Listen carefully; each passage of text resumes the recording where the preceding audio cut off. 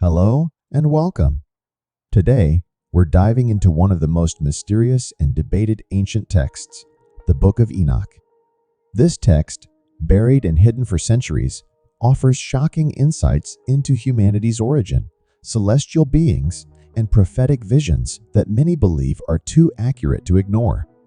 The origin of Enoch and his story is something that will truly blow your mind. Get ready, because in this 4K documentary, we're unearthing secrets that will forever change how you view history, religion, and the cosmos. Behold, he comes with 10,000 holy ones to bring judgment upon all, to destroy the ungodly, and to convict all of their sinful deeds, every harsh word and act spoken against him. This is the message from the Book of Enoch 1:9. There's a figure lost in the shadows of myth and ancient texts, rarely discussed in mainstream circles. Yet his story lingers at the edges of human history, a figure whose legacy is both eerie and profound. His name is Enoch. But what if Enoch isn't just an obscure footnote, nor a minor character in a forgotten text? What if he holds a central place in the mysteries that have haunted humanity since time began? His story doesn't follow the usual path of a hero or a prophet. There's no tale of him growing up, facing adversity, or earning his place in history. Instead, his story takes a strange turn, one that remains a mystery to this day. According to ancient writings, Enoch walked with God, and then, without a trace, he vanished from the face of the earth, taken somewhere beyond our realm. What kind of story begins like that? What kind of mystery lies within? Enoch isn't just some mystical figure who disappeared. He's described as having access to knowledge far beyond what most humans could even imagine. According to ancient texts, especially the Book of Enoch, he was granted wisdom from beings not of this earth. Yes, you heard that right. He wasn't only speaking with God. He was receiving direct knowledge from otherworldly entities known as the Watchers, mysterious beings said to observe and even influence humanity.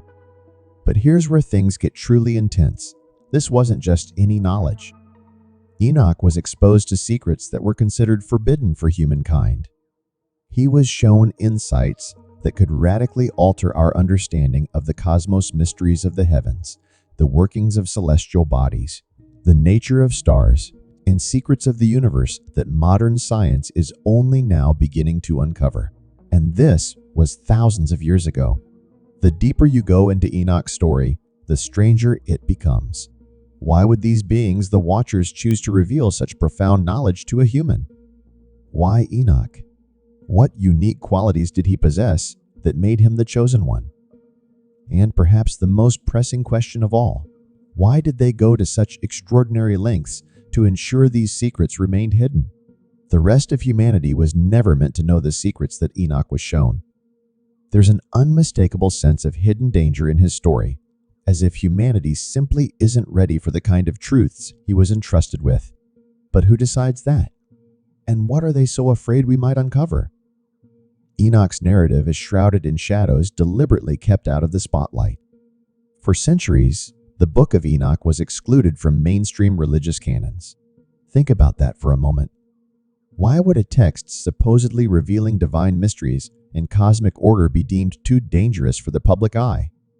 What kind of knowledge could be so powerful, so untouchable, that it had to be hidden away? Here's the wild part. Even though Enoch's writings were largely kept out of the limelight, his influence seeped into some of the world's biggest religions. Fragments of his story appear across Judaism, Christianity, and Islam, scattered like clues, tiny breadcrumbs pointing back to something much larger, something nearly forgotten. Enoch is one of the few figures who bridges all three faiths. And these small, fragmented mentions feel almost like hints reminders of a story too profound to be fully erased.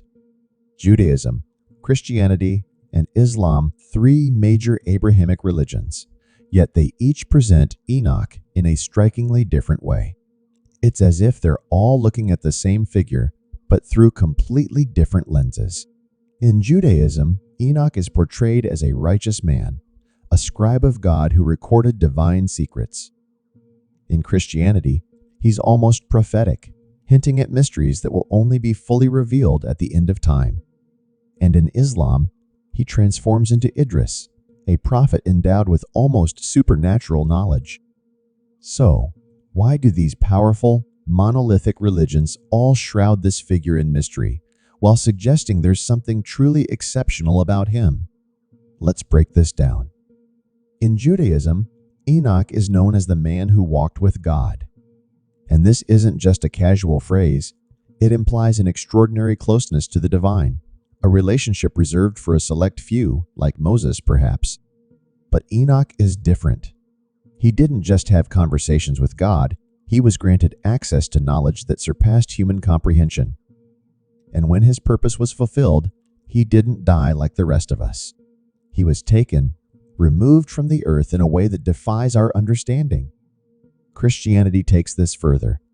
Enoch isn't just a man who walked with God. His story hints at something even bigger, a glimpse into profound mysteries that only the end of time will fully uncover. Enoch's story takes on a deeply prophetic tone in Christianity. He's not just a man who walked with God. He becomes a figure whose life is a riddle, with answers that remain hidden until the end of time. In the New Testament, there's a single, almost cryptic reference to Enoch as someone so pleasing to God that he was spared from death. But here's where things get even stranger. Early Christian texts suggest Enoch had an eerie foreknowledge of the coming apocalypse. They hint that he understood events that would unfold thousands of years after his time, almost like he was both a prophet and a cosmic messenger. Some texts even suggest that his story will only be fully understood during the final days. In Islam, Enoch is transformed into Idris, but Idris isn't just any prophet. Islamic tradition elevates him as one of the few prophets endowed with celestial wisdom. He's said to have understood the secrets of the stars, mastered divine knowledge, and even predicted the end times. Some sources claim he was the first to invent writing, astronomy, mathematics, and even philosophy. He's not just wise, he's the ultimate symbol of knowledge itself. Idris, or Enoch, isn't a passive figure in any tradition. He's a key to deeper mysteries, a bridge between the divine and human understanding. Enoch is often seen as a man who cracked the code, a thinker whose mind was as sharp as his spirit was pure. He's this mysterious figure with deep roots across religious traditions. But what if I told you his story isn't entirely unique? Enter a character from one of the oldest myths humanity has on record. His name is Adapa, a figure from ancient Sumerian mythology. Now, Sumeria wasn't just some small kingdom lost to the sands of time. It was one of the earliest, most complex societies on Earth, with a pantheon of gods and myths that laid the foundation for the stories that followed. And right at the heart of these myths, you'll find Adapa. Adapa was said to be the first man endowed with divine wisdom by Enki, the Sumerian god of wisdom, water, and creation. But this wasn't a simple blessing or a stroke of good fortune. Adapa was given knowledge far beyond what any ordinary human could comprehend. He understood the workings of nature, mastered the arts of healing, and knew things that should have been impossible for a mere mortal. Sound familiar? It's almost like Adapa is almost a prototype for Enoch, a man with godlike knowledge that the rest of humanity wasn't meant to have. But here's where Adapa's story takes a twist. Despite his wisdom, Adapa was denied one thing: immortality. In the ancient text of the Adapa myth, the god Anu, ruler of the heavens, offers Adapa the bread and water of eternal life. But Enki, Adapa's patron and protector, warns him not to accept. And Adapa obeys. He turns down immortality, effectively sealing his fate as immortal. Now ask yourself, why would a god grant someone wisdom and power but deny them eternal life? Why would Enki, who supposedly valued Adapa, warn him against taking something so precious? The implications are profound. Maybe Adapa, like Enoch, was never meant to be fully human. Perhaps he was always on the edge of divinity, and granting him immortality would have disrupted some kind of cosmic balance. Or maybe Adapa knew things that the gods didn't want him to carry with him for eternity. Now, think about the striking parallels between Adapa and Enoch. Both men possess divine knowledge. Both are bound by rules and restrictions set by beings more powerful than themselves. And both hold wisdom that those in power seem desperate to control. The connection is uncanny, ancient wisdom and cosmic secrets, hidden away from humanity for reasons we're only beginning to understand. Mythologists and historians have pointed out the striking similarities between Adapa and Enoch for years, suggesting they may even represent the same archetype, an ancient, almost supernatural figure, a man of knowledge whose insights challenge the boundaries set by divine forces. Let's take a deeper look at what makes this ancient text so controversial. The Book of Enoch doesn't just tell a story of faith and wisdom, it opens a door to realms that mainstream religions barely touch.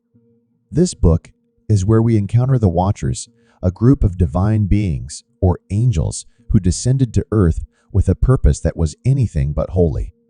These Watchers broke cosmic rules by meddling with human affairs, sharing forbidden knowledge things humans were never meant to know. The Book of Enoch describes how these Watchers taught humanity the secrets of the heavens. They showed us how to read the stars, interpret cosmic movements, and use plants and herbs. They even taught us the secret arts of metalworking, alchemy, and weaponry. This wasn't just casual knowledge. We're talking about wisdom that could have reshaped entire civilizations, propelling early human society centuries ahead of its time. The Watchers weren't just sharing isolated pieces of forbidden knowledge, they were laying out the secrets of the universe piece by piece. And this wasn't a spontaneous act of rebellion. It was a deliberate, organized effort to alter the course of humanity. But here's the twist. By revealing these forbidden secrets, the Watchers broke a divine law. This wasn't a minor infraction. It triggered a cosmic upheaval that led to one of the oldest apocalyptic events recorded in history, the Great Flood. The Book of Enoch makes it clear that the flood wasn't just a natural disaster, it was divine retribution, a cleansing of humanity to erase the corrupting influence these rogue angels had unleashed. The Book of Enoch offers a radically different take on why the flood happened and who was truly responsible. It shifts the blame from humanity's so-called sin to the influence of these otherworldly beings. By documenting all of this, Enoch was taking a monumental risk. He was recording a version of history that directly opposed the mainstream narrative. If his story had been included in the religious canon, it would have completely reshaped how generations understood the flood, humanity's sin, and our relationship with divine beings. One of the most controversial aspects of Enoch's legacy is the suggestion of a hidden war, an ancient conflict between beings with knowledge and power far beyond human comprehension, and humanity caught right in the middle of it. The Watchers, in their quest for control, saw humans as mere vessels for their forbidden knowledge, while other divine forces viewed humanity as something pure, something worth protecting, even if that meant wiping the slate clean. To truly understand Adapa's story, we need to take a step back, way back to a time and place that most of us know little about. We're talking about ancient Sumer in modern-day Iraq over 5,000 years ago. But this wasn't just any ancient civilization. Sumer was one of the earliest cradles of human society, a place where the foundations of cities, writing, and organized religion first took shape. And it's in this remarkable culture, in this ancient landscape, that the story of Adapa was born. But Adapa wasn't your average man. He was described as the first priest, the chosen one of Enki, one of Sumer's most powerful deities. And Enki wasn't just any god, he was the god of wisdom, magic, water, and creation itself. Enki held a unique and pivotal role in the ancient world. Enki, the god of wisdom, magic, water, and creation, held a unique position in the Sumerian pantheon. He was seen as a divine architect, shaping the universe with his vast knowledge and overseeing the very essence of life. But of all the mortals in the world, it was Adapa who became his protege, his disciple. Enki granted Adapa wisdom beyond the reach of ordinary humans' knowledge that went far beyond mere survival or basic understanding. Sumerian texts don't just describe Adapa as wise, They call him Adapa the Wise, a title that implies he wasn't just smart, but enlightened, holding the deepest secrets of the cosmos that even kings and priests dared not ask for. Enki taught Adapa the fundamental truths of existence, the movements of the stars, the tides, the rhythms of the earth, and the mysteries of healing and language. While most humans were struggling just to survive, Adapa was unraveling the mechanics of the universe. But this extraordinary knowledge came at a cost. The Adapa myth tells us that one day, while fishing on the Persian Gulf, a sudden, fierce wind capsized his boat. In his frustration, Adapa struck back. He broke the wing of the south wind, effectively disabling it. This wasn't just an act of defiance against nature, it was a full-on confrontation with the gods. The south wind wasn't merely a force of nature, it was part of the divine order, and by striking it down, Adapa challenged powers far beyond mortal reach. The consequences of this act were massive. Anu, the supreme god of the heavens, was furious. In Sumerian culture, Anu wasn't a god to be trifled with. He was the highest of all, the one who set the very order of the universe. When he learned that a mortal had dared to harm one of his creations, he summoned Adapa to the heavenly realms. No human had ever set foot in the divine realm before. The idea of a mortal standing before the gods was unheard of. But armed with the wisdom of Enki, Adapa ventured forth. Before he left, Enki gave him a warning. He told Adapa that Anu would likely offer him the bread and water of eternal life, immortality itself. But Enki insisted that Adapa refuse these gifts. Why would Enki, who had granted Adapa unparalleled wisdom, power, and insight into the cosmos, forbid him from becoming immortal? Adapa followed Enki's warning. Adapa followed Enki's advice and declined the gifts of immortality, even though this decision cost him his chance at eternal life. So we have to ask, what was Enki's true motive here? Was he trying to protect Adapa, shielding him from something within the divine realm? Or was it something darker? Perhaps Enki understood that Adapa, with his mortal perspective, held knowledge that could disrupt the delicate balance between gods and humans. In the Sumerian worldview, the gods weren't seen as benevolent beings watching over humanity. They were powerful, unpredictable, and often guarded their knowledge and power jealously. In this case, Enki granted Adapa extraordinary wisdom, but withheld eternal life, almost as if to say, "You can have the knowledge, but you'll never be one of us." Adapa's mortality might have been the only thing keeping the gods from feeling truly threatened by him. But what about Anu? Why did he offer Adapa immortality at all? Was it a test? A way to see if Adapa would dare to take a place among the gods? In the eyes of the Sumerians, Anu was the ultimate authority, the final decision-maker who could elevate or destroy at will. Perhaps, in offering Adapa the chance at immortality, Anu wanted to see if the mortal would challenge the very order of the divine. There was something about Adapa that made him hesitate, a spark of defiance, a depth of knowledge no mortal should have. By refusing the bread and water of eternal life, Adapa sealed his fate. He returned to Earth, carrying cosmic secrets, but forever bound to human frailty, locked out of the divine realms. But here's the unsettling part. Sumerian texts suggest that Adapa's knowledge wasn't just theoretical. He shared it. He used it. And in doing so, he brought a piece of the gods' wisdom back to humanity. Welcome to Blessovia Science TV, where we take you on an exhilarating journey through the cosmos and unravel the mysteries of science. We are excited to offer you the opportunity to become a valued member of our ever-growing community of cosmic enthusiasts and knowledge seekers. Exclusive access to cosmic content. As a member of Blessovia Science TV, you will gain exclusive access to a treasure trove of cosmic content, including documentaries, interviews with leading scientists, space missions updates, and awe-inspiring visualizations of the universe, live Q, and sessions with experts.